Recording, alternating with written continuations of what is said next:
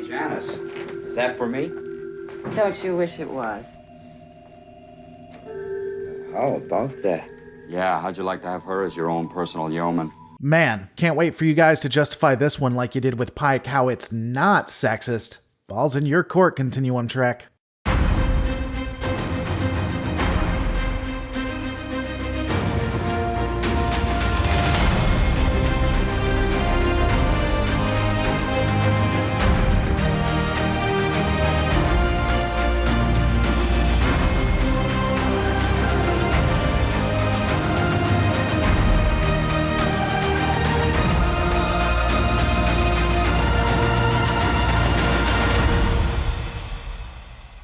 Today we'll be analyzing an episode that justifies why I say Star Trek is basically horror in space. In the original series episode, The Man Trap, we are given a better idea of Starfleet and the Federation. We really see some of the limitations of their technology at the time. The episode starts with Captain Kirk and Dr. McCoy on planet M113 for a routine examination of the civilian scientists there. The planet itself has the ruins of an ancient civilization that is being studied by a professor and his wife, archaeologists of a sort.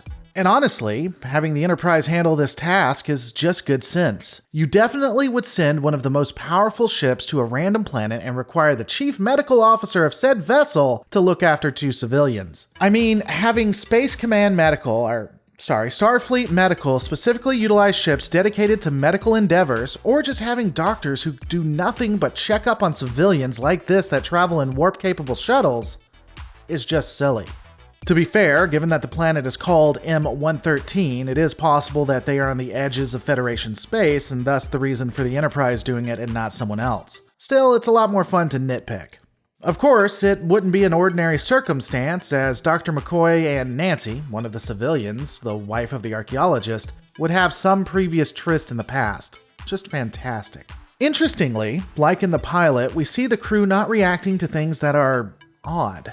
Nancy arrives and, according to McCoy, looks like she was still in her mid-20s. This is concerning to me because I think the only way anyone would see Nancy in her 20s would be if they were having an aneurysm, at least from Kirk's point of view. Kirk sees her as an older woman, but for some reason, he doesn't point out or question why she looks like this to McCoy at all. I mean, I get it, he may think that McCoy is looking through rose-colored glasses, but still, knowing what they know, it's a red flag. Additionally, Mr. I'll be dead in less than 2 scenes blue shirt states that she looks like the woman he saw on a pleasure planet. I get that she's a shapeshifter and apparently can look different to different people, but they are describing drastically different visions, and given what the crew of the Enterprise has seen historically, no one raises an eyebrow?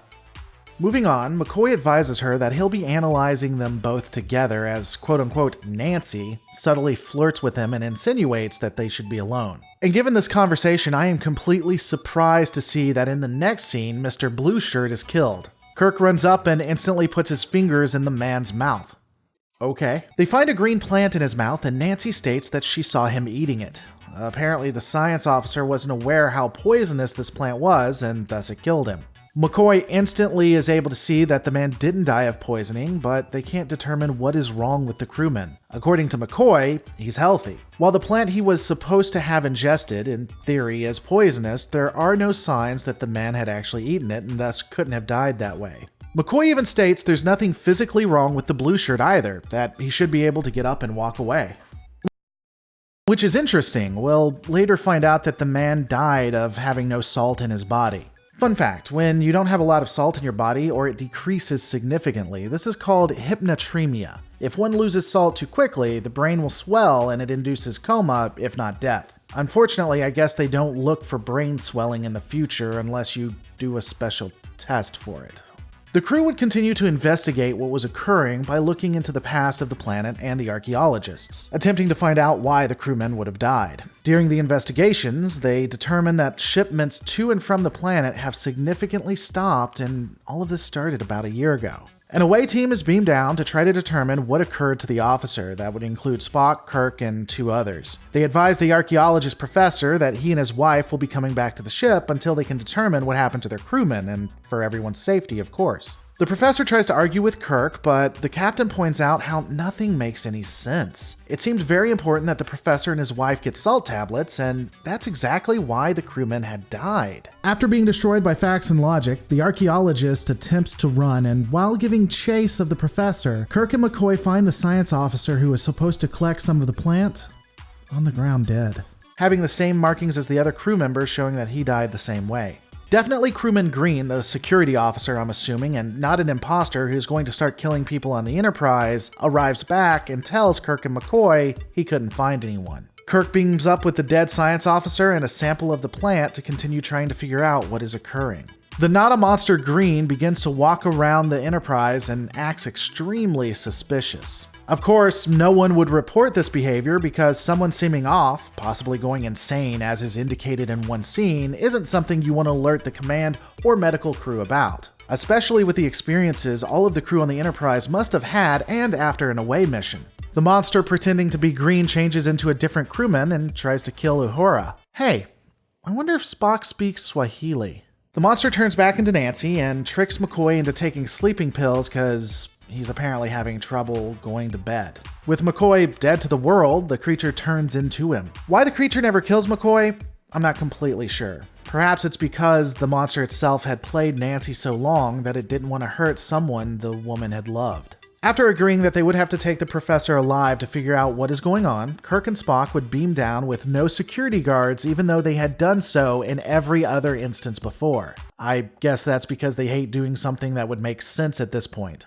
And shortly after 2 deaths on the planet. Of course, it wouldn't be the planet we would need to be concerned with, as someone would actually be found killed on the Enterprise. It wouldn't take long for Kirk and Spock to find the deceased Green, figuring out that the monster had killed him and gone to the Enterprise. After alerting the Enterprise that there's a shapeshifter on board, they stun the professor and learn that this creature is a shapeshifter that can stun its prey. They also find out that it was the last of its kind, like the wild buffalo.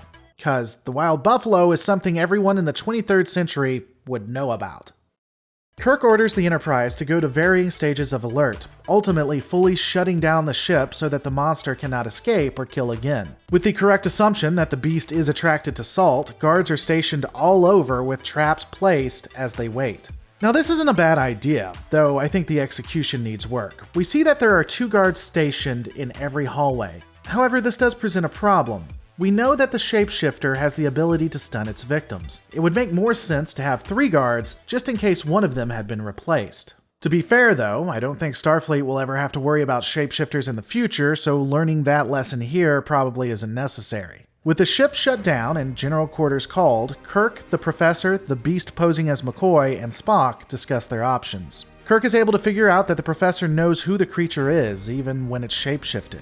The professor declines to assist, and McCoy seems off about the entire experience. Kirk orders McCoy to utilize truth serum. You know, a drug that definitely hasn't been proven to be generally useless. He wants the doctor to get the information from the professor at all costs. Spock is suspicious that McCoy might actually be the monster, so obviously, with McCoy possibly being an infiltrator and the professor willing to let the monster kill, Spock doesn't have security go with them to sickbay as he accompanies them. That would only make sense. Color me surprised when we find out that Spock is attacked, but survives because he's Vulcan, and apparently Vulcans can live without salt in their body. The professor would be killed, and the monster changes back into Nancy. Nancy wakes up McCoy and asks for his protection. Kirk arrives with a weapon, again without any other security, because why would you want to have multiple personnel available? That just wouldn't be sporting. McCoy initially tries to protect the beast, but after listening to Kirk scream in agony and plainly see that it isn't Nancy, he still somehow has issues killing the monster. And add to that, Spock had just beaten the living hell out of Nancy, in which no human would have survived. But in the end, the Doctor does kill the monster. I do want to take a moment to discuss the creature and its position. From what we are told and can see, the monster required salt to survive. This is why it killed. But, in the end, when it was McCoy, it would try to make the argument that it's sentient and simply wants to eat. Given how the creature kills, it is either over-engorging itself or has an exceptional amount of need for salt that it has to consume. I have a very hard time sympathizing with the creature. It kills the wife of the professor and then pretends to be that which the professor lost. When salt runs low, instead of waiting for what would have been maybe a day at best, it starts killing almost instantly, and then doesn't stop. It claims to be equal to humans or other sentients, and yet never reaches out to simply ask them and tell its situation. At the beginning, the monster could have asked for the salt, saying that it would die if it didn't get it, but it chose not to. It only tries to gain sympathy when cornered, and even after that doesn't appeal to Spock, but just tries to feed off of him. I don't know. What are your guys' thoughts? Of course, all of this is for naught. At the end of the episode, Kirk orders them to leave orbit and go to Warp 1. Again, while in orbit of a planet with a gravity well, which of course tears the ship in two, killing all aboard and causing untold damage to the planet. It's unfortunate as well. I mean, this series seemed like it would have been pretty good, but I guess that's the end of Star Trek. Don't forget to rate, comment, and subscribe, and I'll see you on the next Lore Reloaded.